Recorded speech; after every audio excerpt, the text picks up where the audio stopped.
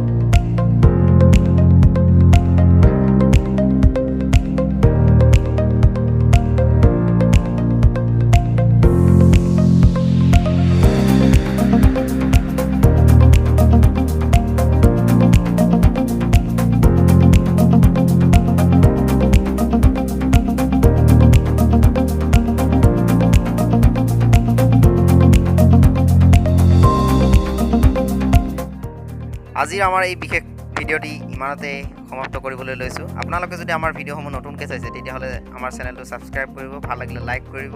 জয় আই Assam.